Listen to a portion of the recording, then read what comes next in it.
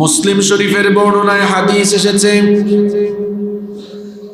عن أبي هريرة رضي الله عنه قال قال رسول الله صلى الله عليه وسلم سيد المحدثين আবু হুরায়রা রাদিয়াল্লাহু আনহু এই হাদিসটি বর্ণনা করেছেন।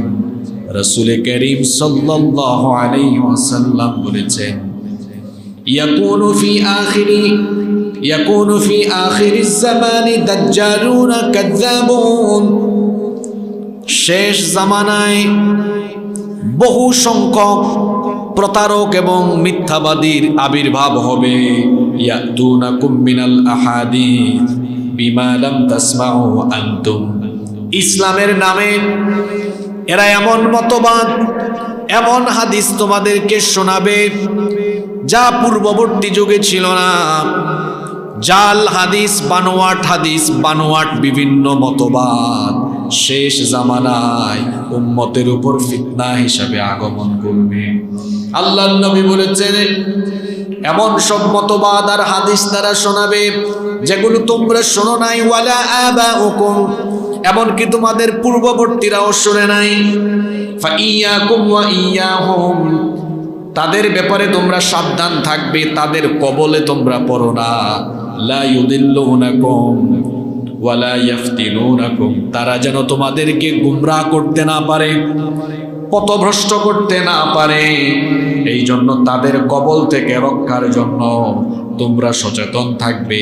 ১৫০০ বছর আগে আমাদেরকে সাবধান করে গিয়েছেন মুহাম্মদ সাল্লাল্লাহু আলাইহি ওয়াসাল্লাম। দেখেন ১৫০০ বছর আগের বলা কথাগুলো আজকে কত মতবাদ, আজকে কত বানোয়াট ভিত্তিহীন জাল হাদিস দিয়ে ইবাদতের নামে মানুষের আমল আখলাককে ধ্বংস করে দেওয়া হচ্ছে। আল্লাহর নবী সতর্ক করে গিয়েছেন তোমরা এগুলোর ব্যাপারে সাবধান থেকো, সতর্ক থেকো, এদের ফিতনায় তোমরা পড়ে যেও না। আল্লাহ আমাদেরকে হেফাজত করবে। শেষ জামানা আরেকটি কঠিন সংকট হলো, এই হাদিসটি বর্ণনা করেছেন সাইয়্যিদিনা ওমর ইবনুল খাত্তাব রাদিয়াল্লাহু আনহু। তিনি বলেছেন রাসূল করিম সাল্লাল্লাহু আলাইহি ওয়াসাল্লাম বলেছেন ইন্নাহু তুসিবু উম্মতি ফি আখিরিজ জামানি মিন সুলতানিহিম শাদাইদ। নবীজি বলেছেন শেষ জামানায় আমার উম্মতের উপর শাসক বর্গের পক্ষ থেকে কঠিন সংকট মুসিবত আসবে। কাদের পক্ষ থেকে? শাসকদের পক্ষ থেকে উম্মতের উপরে কঠিন বিপদ সংকট আসবে। এমন সংকট আসবে লা ইয়ানজু মিনহু ইল্লা রাজুলুন আরাফা দীনিল্লাহ, আল্লাহর দ্বীন সম্পর্কে যারা ভালো করে জানে এই সকল লোকেরা ব্যতীত এই ফিতনা থেকে কেউ রেহাই পাবে না। সেই সময়ে ৩ শ্রেণীর মানুষ আল্লাহ তাআলার কাছে নাজাত প্রাপ্ত হিসাবে গণ্য হবে। কয় শ্রেণীর মানুষ? যখন শাসকদের পক্ষ থেকে ফিতনা, যদি সহজ কথায় বলতে চাই, যখন শাসকেরা সমাজে অনাচার এবং জুলুম আরম্ভ করবে, এই ফিতনা থেকে কেবলমাত্র ৩ শ্রেণীকে আল্লাহ রেহাই দিবেন। কয় শ্রেণীকে? সেই ৩ শ্রেণী কি? নবীজি বললেন ফাজাহাদা আলাইহি বিলিসানিহি ওয়া ইয়াদিহি ওয়া কলবিহি। সেই ব্যক্তি যে শাসকদের অত্যাচার, অনাচার, জুলুম, অন্যায় দেখার পরে তার জবান দিয়ে, তার হাত দিয়ে, তার অন্তর দিয়ে, অর্থাৎ জান প্রাণ দিয়ে সে ওই সকল অন্যায় অবিচারের বিরুদ্ধে যে রুখে দাঁড়ায় তাকে হেফাজত করবেন কে? নাম্বার 2 নম্বর হচ্ছে ওয়ারাজুলুন আরাফা দীনিল্লাহি ফাসাদ্দাকা বিহি। ওই ব্যক্তি যে আল্লাহর সম্পর্কে, আল্লাহর দ্বীন সম্পর্কে সঠিক জ্ঞান লাভের পরে আল্লাহর দ্বীনের সত্য কথাগুলো জালিম শাসকের সামনেও সত্য কথাগুলো বলে বেড়ায়, তাকেও হেফাজত করবেন কে? এরকম মানুষের সংখ্যা তো এখন আমাদের সমাজে অনেক বেশি, তাই না? 3 নম্বর ওয়ারাজুলুন আরাফা দীনিল্লাহি আলাইহি, ওই ব্যক্তি যে আল্লাহর দ্বীন সম্পর্কে সঠিক জ্ঞান লাভের পরে শাসকদের অন্যায় অত্যাচার দেখে চুপচাপ থাকে, ফাইন রাআ মান ইয়ামাল আল খায়র, যখন সে দেখে কোনো মানুষ ভালো কাজ করছে, আহাব্বাহু আলাইহি, সে তাকে তখন ভালোবাসে, ওয়া ইন রাআ মান ইয়ামাল বিবাতিল আবগাদাহু আলাইহি, যখন দেখে কেউ বাতিলদের সাথে জোটবদ্ধ হয়েছে বা অন্যায় দেখে তখন তাদের উপরে তার ক্রোধ মন থেকে আসে, ঘৃণা আসে। আল্লাহর নবী বলেছেন যে সে ব্যক্তি সরাসরি বাধা না দিলেও চুপচাপ থেকে ভালোকে ভালো আর মন্দকে মন্দ বলে মন্দ থেকে নিজেকে গুটিয়ে রাখলে তাকেও হেফাজত করবেন কে? আল্লাহ। তবে এটা হলো দুর্বল ঈমানের পরিচায়ক। শেষ জামানায় এইরকম দৃশ্য আসবে, এটা আসবে না এসে গেছে। এরপরে নবী করিম সাল্লাল্লাহু আলাইহি ওয়াসাল্লাম বলেছেন কিয়ামতের আগে শেষ জামানায় জালিম শাসকের দল তারা নিজেদের স্বার্থে সিদ্ধান্ত নিয়ে সেই সিদ্ধান্তকে তারা রাষ্ট্রীয় সিদ্ধান্তে পরিণত করবে। জনগণের স্বার্থে কোনো সিদ্ধান্ত তারা নেবে না, নিজের পেটের স্বার্থে, পেট নীতি, দল নীতি এগুলোর স্বার্থে সিদ্ধান্ত নেবে, জনস্বার্থে কোনো সিদ্ধান্ত নেবে না। আর এই সিদ্ধান্তগুলো নেওয়ার পরে জালিমদের সিদ্ধান্তের বিরোধিতা যারা করবে তাদের পরিণতি কি হবে সেটাও বলেছেন মসজিদের খতিব হুজুর নয়, মুহাম্মদুর রাসূলুল্লাহ সাল্লাল্লাহু আলাইহি ওয়াসাল্লাম। নবীজি বলেছেন সায়াকুনু আলাইকুম উমারাউ ইয়াকদুনা লিআনফুসিহিম মা লা ইয়াকদুনা লাকুম। আল্লাহর হাবিব বলেছেন অচিরেই এমন কিছু শাসকের আবির্ভাব ঘটবে যারা নিজেদের স্বার্থে সিদ্ধান্ত নিবে, তোমাদের স্বার্থ বিবেচনা করে কোনো সিদ্ধান্ত নিবে না। ইন আসাইতুহুম কাতালুকুম, তোমরা তাদের সিদ্ধান্তের বিরোধিতা করলে তোমাদেরকে মেরে ফেলবে, হত্যা করে ফেলবে। ওয়া ইন আতাতুমুহুম আদাল্লুকুম, আর তাদের সিদ্ধান্ত তোমরা মেনে নিলে তোমরা পথভ্রষ্ট হয়ে যাবে। এই কথা শুনে সাহাবীরা জিজ্ঞেস করলেন ইয়া রাসূলুল্লাহ সাল্লাল্লাহু আলাইহি ওয়াসাল্লাম কাইফা নাসনা, ওই অবস্থায় আমরা কি করব? এই হাদিস শুনে আপনাদেরও মনে মনে প্রশ্ন এসেছে, হুজুর আমরা তখন কি করব? অবস্থা যদি এমন হয় যে আমাদের ইচ্ছার বিরুদ্ধে বা ইমানের সাথে সাংঘর্ষিক এমন কোনো বিষয় চাপিয়ে দেওয়া হয়, হতে পারে বিচার, হতে পারে শিক্ষা যেটা ইমান বিদ্বেষী, আপনার মনের চাওয়া পাওয়া বিদ্বেষী চাপিয়ে দেওয়া হয়, কিছু বলতেও পারছেন না, বললে গ্রেফতার করে ফেলবে, কিছু করতেও পারছেন না, চাকরি চলে যাবে, কোনো পদক্ষেপ নিতে পারছেন না, জেলখানায় বন্দী হয়ে যান কিনা, এরকম পরিস্থিতি যদি হয়। সাহাবিয়া জিজ্ঞেস করেছেন নবীজিকে, নবীজি এই কঠিন অবস্থায় কি করব আমরা? এই কঠিন অবস্থায় আমরা কি করব? নবীজি জবাব দিলেন, কি করবে শোনো।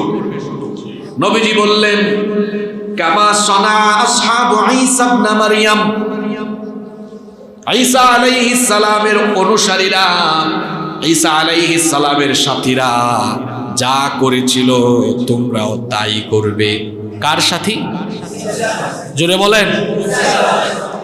এই ওষুধ আপনাদের জন্য দরকার, কারণ সামনে আপনারা এই রকম পরীক্ষায় পড়তে যাচ্ছেন। শুধু আপনারা নয়, গোটা উম্মাহ এই পরীক্ষায় পড়বে আগামী দিনে, এই কিছুদিনের ভিতরে পড়বে। এই হাদিসটা ভালো করে শুনেন, এটা মুসলিম উম্মতের জন্য সবচেয়ে বড় ঔষধ এই মুহূর্তে, আগামী কিছুদিনের ভিতরে ঘটবে এটা। নবীজি বলেছেন অচিরেই শেষ জামানায় এমন শাসক আসবে নিজেদের ক্ষমতার স্বার্থে এমন সিদ্ধান্ত নিবে যেটা জনস্বার্থে নয়, দিনের স্বার্থে নয়। পরিস্থিতি এত ভয়াবহ হবে, তাদের সিদ্ধান্ত তোমরা না মানলে তোমাদেরকে অত্যাচার করবে, খুনও করে ফেলবে, আর যদি তোমরা মেনে নাও তো তোমরা ঈমানহারা হয়ে যাবে। দুদিকেই বিপদ।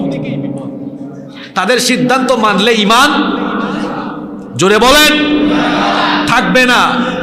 সিদ্ধান্ত মানলে ঈমান, আর সিদ্ধান্ত না মানলে জীবনও বিপদ, সামনে বিপদের দিন আসতেছে। সিদ্ধান্ত মেনে নিলে পথভ্রষ্ট, ঈমান হারা, মেনে না নিলে জীবন হারা। সাহাবীরা বললেন ওই পরিস্থিতিতে করণীয় কি? নবীজি বললেন ঈসা আলাইহিস সালামের সাথীরা যা করেছিল তোমরাও তাই করো। এখন প্রশ্ন, ঈসা আলাইহিস সালামের অনুসারীরা কি করেছিল? নবীজি বলেছেন তারা ঈমান এনেছিল। ঈমান আনার পরে দিন বিরোধীরা তাদেরকে বলেছিল কি ব্যাপার, ঈমান ছাড়বা না জীবনের মায়া ছাড়বা? করাত আনা হয়েছে, ইউতা বিল মিনশার, করাত আনা হয়েছে। নুশিরু বিল মানাশির, নবীজি বলেছেন করাত দিয়ে কেটে ফেলা হয়েছে। খালি ওয়াজ শুনলে হবে না, একটু ভাবুন তো, জালিম তার মাথার উপর করাত রেখেছে, করাত রেখে বলেছে তোরা কি আমাদের সিদ্ধান্ত মানবি না তোদের জীবন হারাবি? ঈসা আলাইহিস সালামের সাথীরা বলল করাত মাথার উপরে রেখেছো কেন? মাথা থেকে পা পর্যন্ত এক টান দিয়ে কেটে ফেলো, তাও আমার থেকে আমার ঈমান কেড়ে নিতে পারবে না। আল্লাহু আকবার। নুশিরু বিল মানাশি, নুশিরু বিল মানাশি, করাত দিয়ে কেটে দুই টুকরা করে ফেলা হয়েছে, তাও জালিমের দল তাদের কাছ থেকে ঈমান কেড়ে নিতে পারেনি। আল্লাহু আকবার। নবীজি আরো বললেন সাহাবীরা শুধু তাই নয়, ওয়া হুবিলু আলাল খাশাব, তাদেরকে শুলে চড়ানো হয়েছে। শুল বুঝেন তো আপনারা? শুলে চড়ানো হয়েছে, বলা হয়েছে মেরে ফেলা হবে শুলে চড়িয়ে তোমাদেরকে, আমাদের সিদ্ধান্ত মানো নইলে জীবনের মায়া ছাড়ো। ইমানদাররা বলেছে শুলে চড়ায়া মেরে ফেলো, তাও তোমাদের সিদ্ধান্তের কাছে মাথা নত করো। আল্লাহু আকবার। হাদিসের শেষে নবীজি কি কথাটা বললেন ভালো করে শোনেন। আজকে সবাই একদিন মারা যাব, এখন হোক সন্ধ্যায় হোক, আজ হোক কাল হোক, আজ না হয় পরে, এখন না হয় পরে, মরতে আপনাকে হবেই, কেউ মরণ থেকে রেহাই।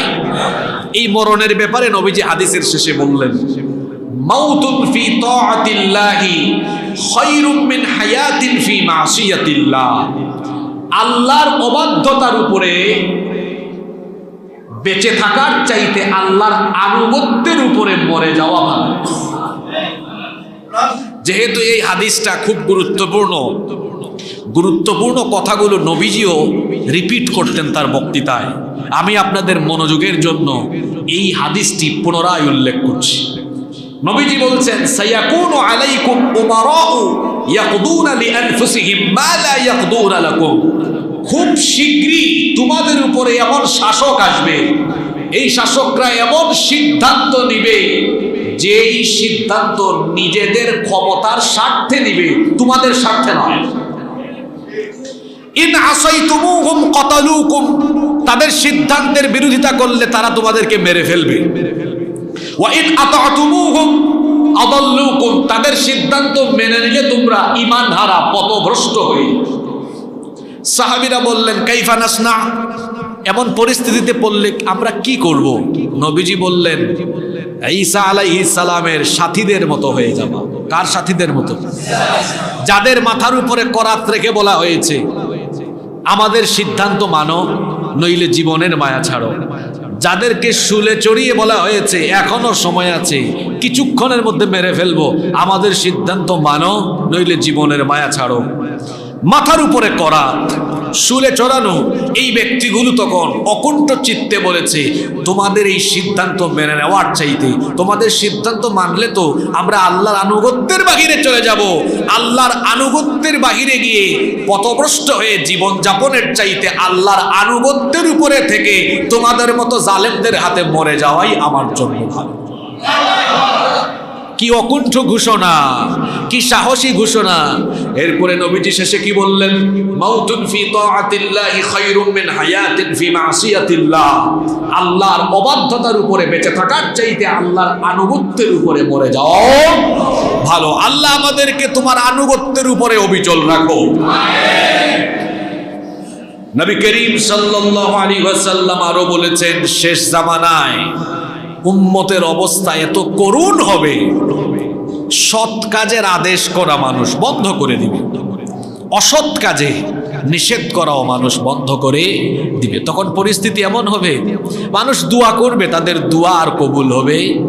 মানুষ যখন সৎ কাজের আদেশ ছেড়ে দেয়, অসৎ কাজে নিষেধ করা ছেড়ে দেয়, তখন আল্লাহ নারাজ হয়ে যান। ওই উম্মতের লোকদের দোয়াও তখন আল্লাহ কবুল করেন না। তিরমিজি শরীফের হাদিস, হুযায়ফা ইবনুল ইয়ামান রাদিয়াল্লাহু আনহু এই হাদিস বর্ণনা করেছেন। তিনি বলেছেন, রাসূল করিম সাল্লাল্লাহু আলাইহি ওয়াসাল্লাম বলেছেন, ওয়াল্লাযী নাফসি বিয়াদিহি লা তা'মুরুন্না বিল মা'রুফি ওয়া লা তানহাউন্না আনিল মুনকার। ওই সত্তার কসম যার হাতে আমার প্রাণ, তোমরা অবশ্যই সৎ কাজের আদেশ দিবে, অসৎ কাজের নিষেধ দিবে।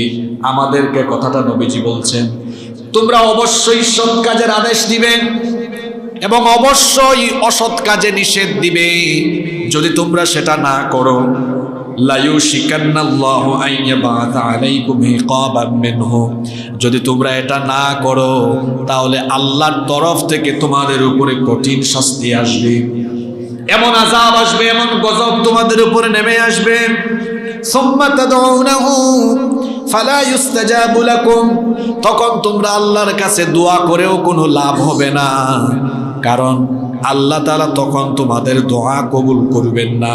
সৎ কাজের আদেশ আর অসৎ কাজের নিষেধ বন্ধ করে দিলে নারাজ যিনি হয়ে যান তিনি কি? আল্লাহ। এজন্য আমর বিল মারুফ নাহি আনিল মুনকার, এটা মুমিনের সফলতা একটি অন্যতম গুণ, যেটা সূরা আসরের মধ্যে আল্লাহ বলেছেন, কোরআনের বহু জায়গায় আল্লাহ বলেছেন। শুধু ঈমান এনে নিজে ঈমানের উপর থাকবেন আর ঈমানের পথে মানুষকে ডাকবেন না, ঈমান বিরোধীদের পক্ষে, ঈমান বিরোধীদের বিরুদ্ধে সোচ্চার হবেন না। এমনটা করলে আপনি আল্লাহর আযাব থেকে নিজেকে বাঁচাতে পারবেন না। এরপরে কিয়ামতের আগে শেষ জামানায় ইরাকের ফুরাত নদীর পানি শুকিয়ে যাবে। ফুরাত নদী হলো একটা প্রসিদ্ধ নদী। এই ফুরাত নদী ইরাকের বুকে প্রবাহিত হয়েছে। ফুরাত নদীতে আগে অনেক পানি ছিল, এখনো আছে, তবে পানির প্রবাহ এখন অনেকটা কমে গিয়েছে। সিরিয়া আর তুরস্ক ফুরাত নদীর উপরে অনেকগুলো বাঁধ দিয়েছে। বর্তমানে আপনারা ইউটিউবে সার্চ করে দেখবেন, সেখানে অনেকগুলো ফ্যাক্টরিও নির্মাণ হয়েছে, যার কারণে ফুরাতের যে নদীর পানির প্রবাহ ছিল সেটা আগের চেয়ে কমে গিয়েছে এবং আশঙ্কা করা হচ্ছে খুব শিগগিরই ফুরাতের পানি শুকিয়ে যাবে।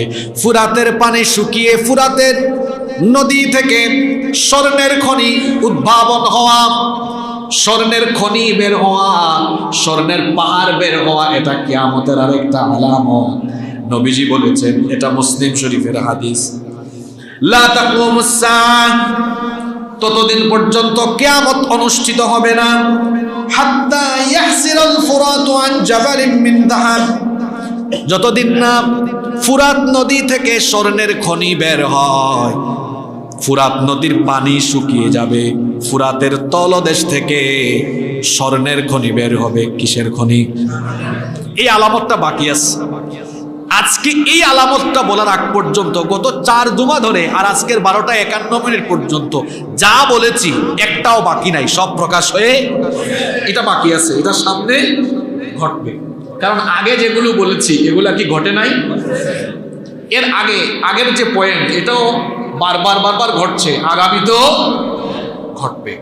আজকের আলোচনায়ও বলেছিলাম যে কিছু কিছু আলামত প্রকাশিত হয়ে পুনঃপ্রকাশিত হচ্ছে, বারংবার হচ্ছে। তো ফুরাতের তলদেশ থেকে স্বর্ণের খনি বের হবে। যখন স্বর্ণের খনি বের হবে, পৃথিবীর বহু দিক থেকে অনেক সেনাবাহিনী যাবে সেই স্বর্ণের খনি হস্তগত করার জন্য। একটা বিরাট যুদ্ধ তখন অনুষ্ঠিত হবে। ইয়াক্তাতিলুন নাসু আলাইহি, অসংখ্য লোকেরা সেখানে লড়াই করবে। ফায়ুক্তালু মিন কুল্লি মিআতিন তিসআতুন ওয়া তিসউন, আশ্চর্যের ব্যাপার হলো যারা যুদ্ধ করবে প্রত্যেকটা সেনাবাহিনী 99% জন যোদ্ধা মারা যাবে। কতজন? যত বাহিনী যাবে সব বাহিনীর শতকরা 99 জন শেষ, শতকরা একজন বেঁচে থাকবে। যারা বেঁচে থাকবে সে মনে করবে লাআল্লি আকুনু আলাল্লাযী আনজু, সম্ভবত আমি একাই বেঁচে আছি, এটা ধারণা অনুষ্ঠিত হবে বিশ্বযুদ্ধ। তৃতীয় বিশ্বযুদ্ধ সামনে আসতেছে, সামনে তৃতীয় বিশ্বযুদ্ধ আসতেছে, থার্ড ওয়ার্ল্ড ওয়ার। তৃতীয় বিশ্বযুদ্ধ অত্যাসন্ন এবং এর কিছু আলামত পৃথিবীতে দেখা যাচ্ছে। মনে হচ্ছে পৃথিবী আগামীর দিনে বিরাট এক যুদ্ধে জড়িয়ে পড়ার সম্ভাবনা আছে। মালহামা, একটা বিরাট যুদ্ধ অনুষ্ঠিত হবে এবং খ্রিস্টানরা মুসলমানদের বিরুদ্ধে তখন লড়াই করবে। নবীজি বলেছেন সেই মালহামায় ইমানদারেরা শেষ পর্যন্ত আল্লাহর সাহায্যে বিজয়ী হবে। সুবহানাল্লাহ। এবং এমন কঠিন মালহামা অনুষ্ঠিত হবে, পৃথিবীর সকল সরঞ্জাম, সকল অস্ত্র শস্ত্র ওই যুদ্ধে ফুরিয়ে যাবে, শেষ হয়ে যাবে। এত কঠিন যুদ্ধ হবে এবং প্রত্যেকটা বাহিনীর প্রায় শতকরা 99% যোদ্ধাই সেখানে মারা যাবে। ইন্না লিল্লাহি ওয়া ইন্না ইলাইহি, এটাও সামনে ঘটতে যাচ্ছে।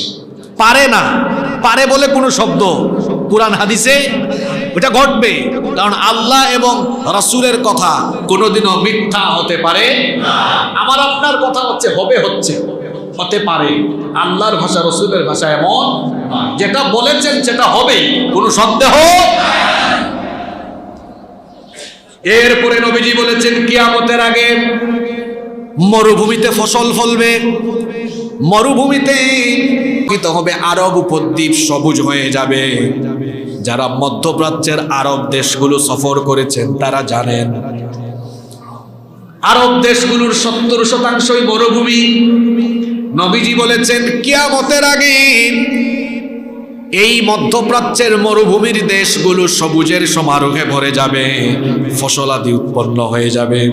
আল্লাহর হাবিব বলেছেন লা তাকুমুস সাআহ, ততদিন পর্যন্ত কিয়ামত হবে না, হাত্তা তাউদা আরদুল আরবি মুরুজান ওয়া আনহারা, যতদিন না আরব উপদ্বীপ, আরবের মরুভূমিগুলো চারণভূমিতে পরিণত না হয় এবং আরব মরুভূমিতে যতদিন না নদী প্রবাহিত হয়। বর্তমান আবহাওয়াবিদরা আশঙ্কা করছেন মরুভূমির দেশগুলোতে তুষারপাতের প্রবল সম্ভাবনা সামনের দিনগুলোতে বেড়ে যাচ্ছে, যার কারণে মরুভূমির দেশগুলোতে আগামীর দিনগুলোতে প্রবল বৃষ্টিপাত এবং ঠান্ডা হাওয়ার একটা সম্ভাবনা দেখা দিবে বলে আশঙ্কা করছেন আবহাওয়াবিদরা। এবং এটা যদি হয়ে যায়, বৃষ্টিপাত যদি বেশি হয়ে যায় আর শৈত্যপ্রবাহ যদি আরব মরুভূমিগুলোতে নেমে আসে, তাহলে মরুভূমি আর মরুভূমি থাকবে না, সেখানে আবাদ হবে, ফসল হবে এবং নদ নদী প্রবাহিত হবে। আর আধুনিকতার ছোঁয়া এখন আরবে লেগে গিয়েছে। আরবে, যে আরবে কয়েক দশক আগে মরুভূমি ছিল, সেখানে এখন উন্নত নগরী হয়েছে। সেখানে এখন সুন্দর সুন্দর অট্টালিকা, প্রাসাদ, পৃথিবীর সুউচ্চ এবং নান্দনিক টাওয়ারগুলো আরব দেশে এখন দেখা যাচ্ছে এবং কৃত্রিমভাবে সেগুলোকে সবুজ করে দেওয়া হচ্ছে। এবং আরবের কিছু কিছু পাহাড় এবং কিছু কিছু অঞ্চলে এখন থেকেই সবুজের সমারোহ দেখা যাচ্ছে। এগুলো দেখে অনেক ওলামায়ে কেরামও বলছেন ইতিমধ্যে আরবেও কিয়ামতের এই আলামতগুলো, লক্ষণগুলো প্রকাশিত হতে শুরু করেছে। কিয়ামতের আগে গোটা দুনিয়ায় মুসলমানরা বড় কোণঠাসা হয়ে পড়বে, চতুর্দিক থেকে মুসলমানরা বিপদে পড়বে। মুসলমানদের কথা বলার স্বাধীনতা, চলাফেরার স্বাধীনতা জালিমরা কেড়ে নেবে। ভয়াবহ এক পরিস্থিতি আসবে, পৃথিবীর বুকে মুসলমানরা বড় নির্যাতিত, নিপীড়িত অবস্থায় পড়ে যাবে। মুসলমানরা তখন নতুন সূর্যের অপেক্ষা করবে। এটা নতুন সূর্যোদয় যদি হতো, আর সেই সূর্যোদয়ের মাধ্যমে যদি ইসলামের আভা চতুর্দিকে ছড়িয়ে যেত, আর আমরা যদি এই বিপদ থেকে উত্তরণ হতে পারতাম, এই সংকট থেকে আমরা যদি বের হতে পারতাম, গোটা পৃথিবীতে মুসলমানরা এক কঠিন ফিতনায় পড়বে। মার খেতে খেতে, নির্যাতিত হতে হতে মুসলমানরা এমন এক সংকটে পড়বে যে মুসলমানরা এখান থেকে বের হওয়ার জন্য আহাজারি করবে, আর্তনাদ করবে। ঠিক সেই সময়ে কিয়ামতের বড় বড় আলামতগুলো লক্ষণ হওয়ার, কিয়ামতের বড় বড় আলামতগুলো প্রকাশিত হওয়ার আগে গোটা পৃথিবীর মজলুম মুসলমানদেরকে মাথা উঁচু করে দাঁড়াবার জন্য, সংকট উত্তরণের জন্য আল্লাহ তাআলা ইমাম মাহদী আলাইহিস সালামকে পাঠিয়ে দিবেন। সুবহানাল্লাহ। ইমাম মাহদী আসার যে আলামতগুলো আছে, হাদিস নিয়ে যারা গবেষণা করেন বেশিরভাগ মুহাদ্দিস এবং স্কলারগণ বলছেন ইমাম মাহদী আসা প্রায় সকল আলামত প্রকাশিত হয়ে গিয়েছে, হাতে গোনা হয়তো 2-4টা বাকি আছে। আমিও শেষ জামানার হাদিসগুলো পড়ে আমার ক্ষুদ্র জ্ঞানে যতটুকু বলে, এই যে আজকে এর আগে কয়েকটা পয়েন্ট বললাম, এগুলো ছাড়া আরো কিছু বিষয় হয়তো আছে, এইগুলো বাদে আর কোনো আলামত আসলে বাকি নাই। সিংহভাগ আলামত প্রকাশিত হয়ে গিয়েছে। বর্তমান গোটা পৃথিবীতে মুসলমানদের উপরে জুলুম কম না বেশি? কম না বেশি? এরকম এক সংকটাপন্ন অবস্থায় আল্লাহ ইমাম মাহদী আলাইহিস সালামকে পাঠাবেন। মাহদী এটা ওনার মূল নাম না, এটা ওনার আসল নাম না, এটা ওনার লকব, উপাধি। মাহদী আরবি শব্দ, এর অর্থ হলো সুপথ প্রাপ্ত। ইমাম মাহদী আলাইহিস সালামকে আল্লাহ হিদায়াতের পথে পরিচালিত করবেন এবং তিনিও মানুষকে সুপথে আহ্বান করবেন, এজন্য তার নাম হলো মাহদী। দুনিয়াতে আজ পর্যন্ত, এখন পর্যন্ত অনেকেই নিজেকে মাহদী বলে দাবি করেছে। হয়তো আগামী দিনেও কিছু মিথ্যাবাদী বের হবে যারা নিজেকে মাহদী বলে দাবি করবে। মুসলিম উম্মাহ যেন মিথ্যাবাদীদের খপ্পরে না পড়ে, নকল মাহদীর অনুসরণ যেন না করে, এজন্য আসল মাহদীর পরিচয় প্রকাশ করে গিয়েছেন ১৫০০ বছর আগে মুহাম্মাদুর রাসূলুল্লাহ সাল্লাল্লাহু আলাইহি ওয়াসাল্লাম। ইমাম মাহদী সংক্রান্ত যতগুলো হাদিস বর্ণিত হয়েছে সেখান থেকে আমি কিছু হাদিস বাছাই করে ইমাম মাহদী আলাইহিস সালামের 10টি পরিচয় আপনাদের সামনে তুলে ধরছি, যেগুলোর মাধ্যমে আসল মাহদীর পরিচয় জানা যাবে ইনশাআল্লাহ। 1 নম্বরে আল্লাহর হাবিব বলেছেন ইমাম মাহদী একেবারে শেষ সময়ে, কিয়ামতের আগে শেষ জামানায় আসবেন। নবীজি বলেছেন, এই হাদিসের বর্ণনাকারী সাহাবী হচ্ছেন আবু সাঈদ আল খুদরি রাদিয়াল্লাহু আনহু।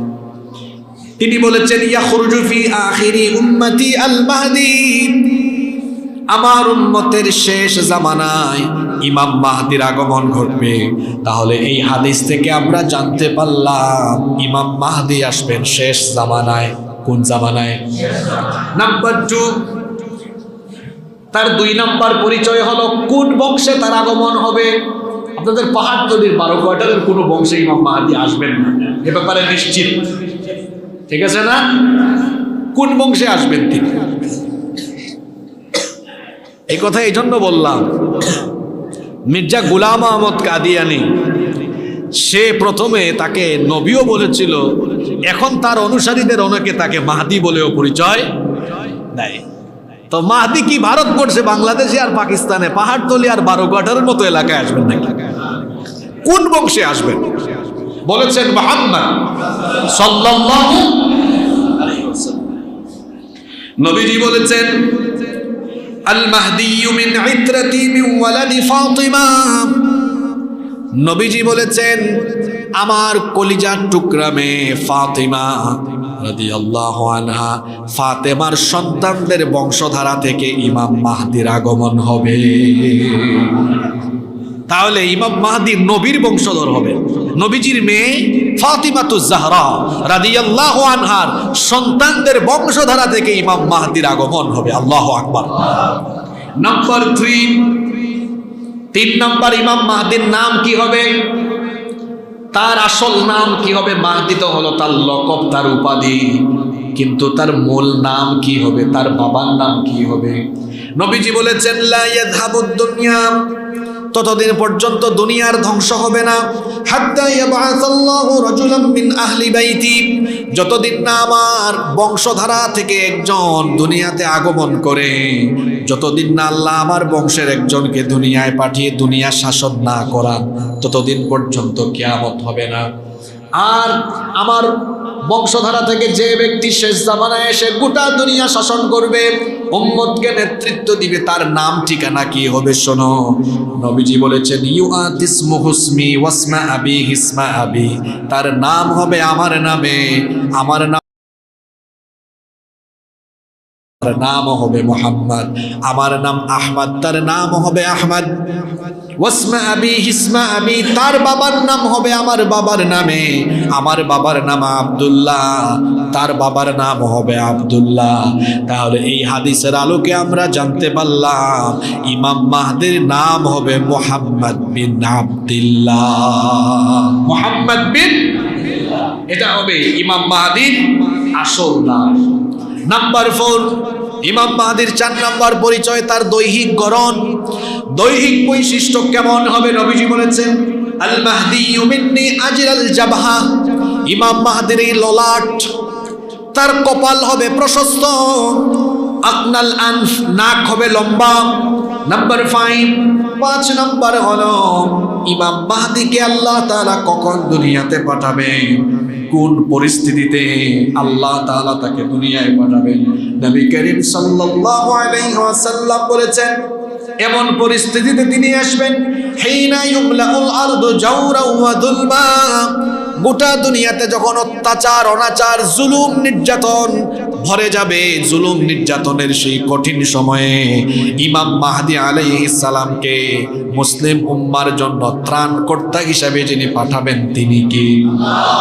নাম্বার 6 নম্বর, ইমাম মাহদি আসার পরে তিনি কি করবেন? নবীজি বলেছেন ইয়ামলাউল আরদা কিসতান ওয়া আদলা কামা মুলিআত যুলমান ওয়া জাওরা, তিনি আসার আগে গোটা দুনিয়া যেমন অত্যাচার অনাচারে পরিপূর্ণ ছিল, তিনি পৃথিবীতে আসার পরে ইমাম মাহদি আলাইহিস সালাম অত্যাচার অনাচারকে দূর করে দিয়ে ন্যায় আর ইনসাফ দিয়ে দুনিয়াটা ভরে দিবে। দুনিয়ায় কোনো অত্যাচার তখন থাকবে না, অবিচার থাকবে না, জুলুম থাকবে না, দুর্নীতি থাকবে না, লুটপাট থাকবে না।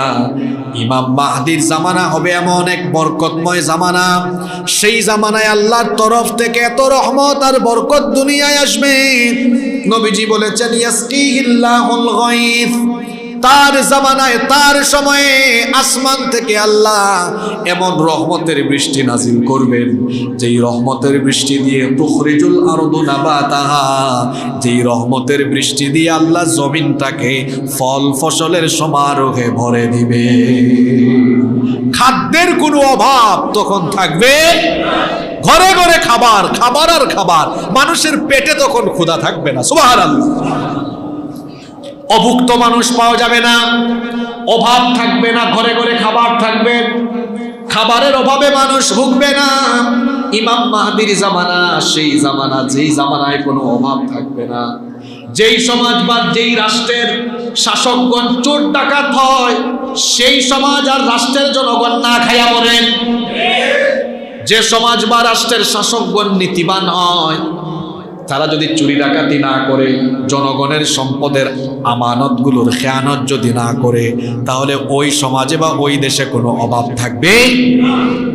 কারণ মানুষেরটা তো সে একাই খায় ফেলে, এত খাওয়া খায়, হাজার হাজার কোটি টাকা খাইতে খাইতেও তার পেট ভরে, তো মানুষের ঘরে খাবার থাকবে কেন?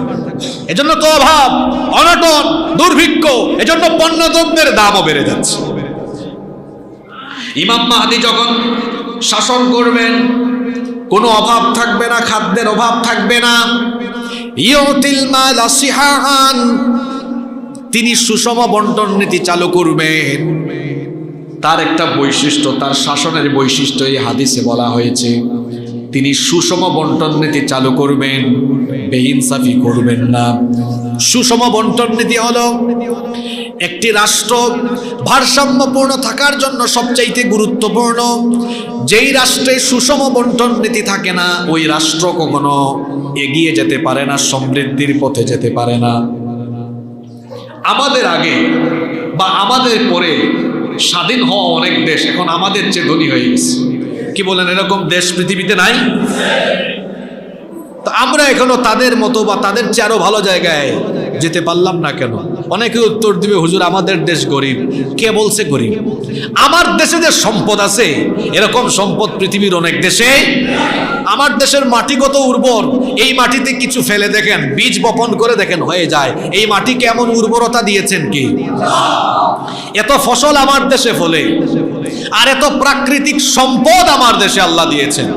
কি নাই এখানে? পাথর আছে, কয়লা আছে, গ্যাস আছে, এখানে চা আছে। প্রাকৃতিক সম্পদের এত প্রাচুর্যতা সমৃদ্ধি থাকার পরেও কেন আমরা উন্নতির দিকে যেতে পারছি না? কারণ আমাদের কাছে আছে যেমন প্রাকৃতিক সম্পদের খনি, এগুলাকে খাওয়ার জন্য আছে চোর আর ডাকাতের খনি। কে কতটুকু চুরি করছে ক্ষমতায় থাকলে বোঝা যায় না, যাওয়ার পরে বোঝা যায়, অথবা যাওয়ার সময় বোঝা যায়। তখন মানুষ বড় বড় জনসভা করে মিছিল করে বলে অনেক খেয়েছো, আর খাইতে দিব না। কথা কি বোঝা যায়? ওই দেখেন পিছন থেকে বলতেছে আন্ন হাইও, বহুত দিন হাইও, আন্ন হাইও। তাহলে বোঝা গেছে ওয়াজ কমন পড়ছে, তাই না? কিন্তু ইমাম মাহদী আলাইহিস সালাম ইউতিল মালা সিহাহান, তিনি সুষম বন্টন নীতি চালু করবেন, বেইনসাফি থাকবে না। এই জন্য আল্লাহ এত রহমত আর বরকত দিবেন। সুবহানাল্লাহ। শুধু তাই নয়, নবীজি আরো বলেছেন ওয়াতাকসুরুল মাশিয়াতু ওয়া তা'দুমুল উম্মাহ, গবাদি পশুও তখন বেড়ে যাবে। ওয়া তা'দুমুল উম্মাহ, উম্মতকে তিনি তখন আরো বেশি সুসংহত করবেন। নাম্বার 7, ইমাম মাহদীর 7 নাম্বার পরিচয় হলো ইমাম মাহদীকে আল্লাহ তাআলা এমন অলৌকিকভাবে ক্ষমতার মালিক বানাবেন। আমরা ক্ষমতার জন্য মানুষ হত্যা করি, ক্ষমতার জন্য মারামারি করি, ক্ষমতার জন্য মার্ডার করি, ক্ষমতার জন্য আন্দোলন করি, ক্ষমতার জন্য ভাই ভাইকে মেরে ফেলি, ক্ষমতার জন্য আমরা কত চেষ্টা করি। কিন্তু ইমাম মাহদী ক্ষমতার জন্য কোনো চেষ্টাও করবেন না। ক্ষমতা লাভের জন্য, ক্ষমতা পাওয়ার জন্য তার তরফ থেকে কোনো প্রকার কষ্ট তিনি করবেন না, চেষ্টাও তিনি করবেন না। আল্লাহর নবী বলেছেন আল মাহদিয়্যু মিন্না আহলা ইউসলিহুল্লাহু ফি লাইলাতিন ওয়াহিদা, ইমাম মাহদীকে আল্লাহ তাআলা মাত্র এক রাতে গোটা দুনিয়ার খেলাফত দান করে দিবে। কয় রাতে? এক রাতে গোটা দুনিয়ার ক্ষমতা। সুবহানাল্লাহ। আমরা সামান্য মেম্বার আর কমিশনার হওয়ার জন্য দেখবেন ভোটের দিন চেহারার দিকে তাকানো যায় না। তাকাইলে মনে হয় আরে বেচারা কয়েক বছর খায় নাই। এত কষ্ট, কত কষ্ট,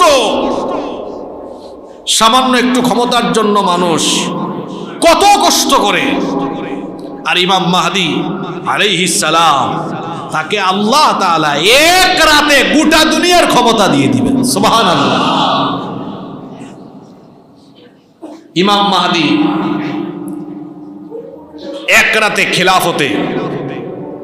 খেলাফতের অধিকারী হয়ে যাবেন।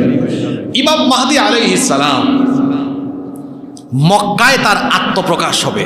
মক্কার কাবার চত্বরে মানুষ তার হাতে বায়াত আরম্ভ করবে। কোথায় আরম্ভ করবে? কাবার চত্বরে তিনি তাওয়াফরত অবস্থায় থাকবেন। আর তখন গোটা দুনিয়ায় পৃথিবীর মুসলমানদের উপরে কঠিন মুসিবত নেমে আসবে। আসল মাহদী যিনি, তিনি তার পরিচয় মানুষকে দিবেন না। ওই কঠিন সংকটাপন্ন সময়ে কাবার চত্বরে তাওয়াফরত অবস্থায় সেখানে থাকা লোকেরাই ইমাম মাহদীকে তখন চিনে ফেলবে। সুবহানাল্লাহ। চিনার পরে তারা তার হাতে বায়াত আরম্ভ করবে। তিনি কাবার চত্বরে আশ্রয় নেবেন। ইমাম মাহদীর আগমনের খবর গোটা দুনিয়ায় মুহূর্তেই ছড়িয়ে যাবে। ইমাম মাহদীর আগমনের খবর যখন গোটা দুনিয়াতে ছড়িয়ে যাবে, আল্লাহর নবী বলেছেন ইমাম মাহদীর আগমনের খবর ছড়িয়ে যাওয়ার সঙ্গে সঙ্গে ইহুদি, খ্রিস্টান আর মুসলিম নামধারী মুনাফিক শাসকেরা তারা তখন ইমাম মাহদীকে হত্যার জন্য সাথে সাথে অ্যাকশনে যাবে। আল্লাহর হাবিব বলেছেন ইয়াউদু আইদুম বিল বাইত, এক আশ্রয়কারী কাবায় আশ্রয় নিবে, অর্থাৎ ইমাম মাহদী কাবায় অবস্থান করবেন। ফায়ুবাতু ইলাইহি বাস, তার দিকে তার প্রতি একটা সৈন্যবাহিনী পাঠানো হবে তাকে মেরে ফেলার জন্য। আসল মাহদিকে চিনবেন কেমনে? এর আগেও কিন্তু দুনিয়াতে নকল অনেক মাহদির প্রকাশ হয়েছে। 1980 সালে কাবার চত্বরে তাওয়াফরত অবস্থায় এক ব্যক্তি নিজেকে বলে উঠল আমি ইমাম মাহদি। 1980 সালে তার নাম হলো মুহাম্মদ বিন আব্দুল্লাহ আল কাহতানি। আপনারা গুগলে সার্চ করে দেখবেন, তার ব্যাপারে তথ্য পাবেন, উইকিপিডিয়াতেও তার ব্যাপারে। তখনকার সৌদি গভর্নমেন্ট ফোর্স পাঠালো, ফোর্স এসে তাকে গুলি করে মেরে ফেলছে। ইমাম মাহদিকে গুলি করে মারা যাবে? কথা বলেন না কেন, মারা যাবে? এই দেখেন নকল আর আসল কোনটা। ইমাম মাহদিকে হত্যা করার জন্য ফোর্স পাঠানো হবে, বাহিনী পাঠানো হবে। ওই বাহিনী ইমাম মাহদিকে হত্যা করা তো দূরের কথা, তার কাছাকাছিও যেতে পারবে না, কাবা শরীফের কাছেও যেতে পারবে না। এরা যখন রওনা দিবে, ফাইদা কানু বিবাইদাইন মিনাল আরদি, বাইদা নামক স্থানে তাদের বাহিনী যখন যাবে, খুসিফা বিহিম, ওই বাহিনীকে আল্লাহ তাআলা বাইদা নামক স্থানে মাটির তলায় ধসিয়ে দিবে। তাহলে আসল মাহদি যিনি, তার কোনো ক্ষতি কেউ করতে পারবে। ইমাম মাহদির পরিচয় গোটা দুনিয়ায় ছড়িয়ে যাবে। নাম্বার 9 নম্বরে তার পরিচয় হলো চতুর্দিক থেকে মানুষ আসতে থাকবে তার হাতে বায়াতের জন্য। সর্বপ্রথম পূর্ব দিক থেকে, খোরাসানের দিক থেকে, উজবেকিস্তান, তুর্কমেনিস্তান, আফগানিস্তান, এই সকল অঞ্চল থেকে কালো পতাকাবাহী লোকেরা ইমাম মাহদির সৈন্য হওয়ার জন্য তারা যেতে থাকবে।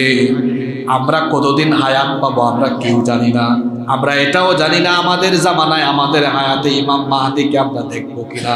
কিন্তু আমাদের হায়াতে যদি আমরা ইমাম মাহদির আগমনের খবর পাই, তখন ইমাম মাহদির সৈন্য হতে আমরা রাজি আছি না নাই?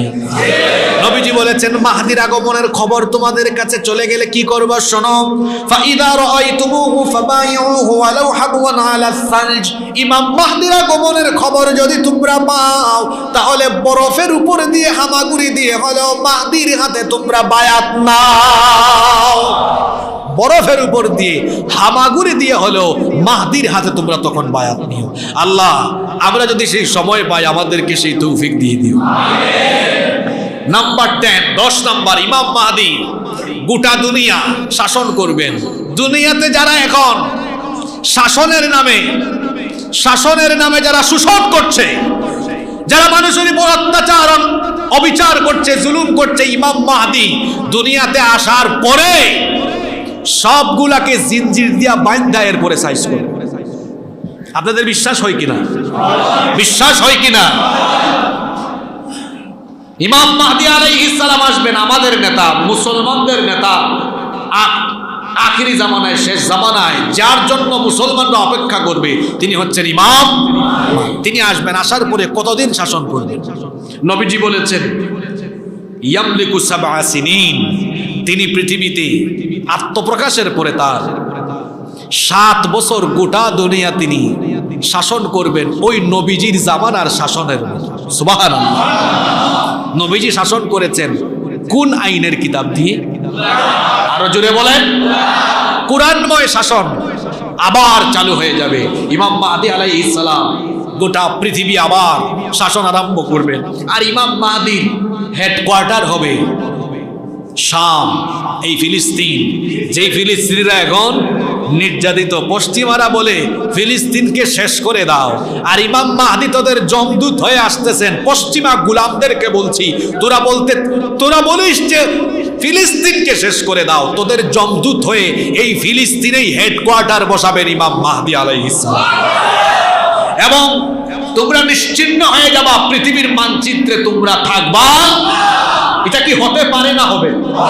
হতে পারে না হবে? আপনাদের বিশ্বাস হয়? মজলুম ফিলিস্তিন আগামীর বিশ্ব শাসন করবে। আগামীর মাহাদির পৃথিবী তারা শাসন করবে। আর ফিলিস্তিন হচ্ছে শেষ জামানার সবচেয়ে গুরুত্বপূর্ণ স্পট, সবচেয়ে গুরুত্বপূর্ণ স্থান হলো ফিলিস্তিন। কারণ এই জায়গাটা হবে আগামী দুনিয়ার কেন্দ্রবিন্দু। ওয়াশিংটন, হোয়াইট হাউস, ওখান থেকে ব্রিফিং শোনার জন্য মানুষ আর টেলিভিশন ছাড়বে না। ইমাম মাহদী যখন আসবেন গোটা দুনিয়ার মানুষ তখন বলবে, গোটা দুনিয়ার মানুষ তখন বলবে যে ফিলিস্তিনের হেডকোয়ার্টার থেকে এখন কোন সংবাদ আসবে। কারণ গোটা দুনিয়া শাসনের কেন্দ্রবিন্দু হবে এই ফিলিস্তিন, এতে কোনো সন্দেহ। ইমাম মাহদী পৃথিবীতে এসে শাসন করবেন, মুসলমানরা মাথা উঁচু করে দাঁড়িয়ে যাবে, মুসলমানরা সমৃদ্ধ হয়ে যাবে। ইমাম মাহদীর শাসনের শেষ সময়ে আবার ফিতনা সৃষ্টির উদ্দেশ্যে মুসলমানদের ঈমান কেড়ে নেওয়ার জন্য আসবে মাসিহুদ দাজ্জাল। কিয়ামতের ছোট ছোট আলামত আমরা 5 জুমায় সংক্ষেপে বলেছি। কিয়ামতের বড় আলামত হলো 10টা, তার মধ্যে প্রথম আলামতই হলো দাজ্জালের আগমন। আমরা বড় বড় আলামতগুলো আগামী জুমা থেকে আরম্ভ করব ইনশাআল্লাহ। আল্লাহ তাআলা আমাদেরকে সকল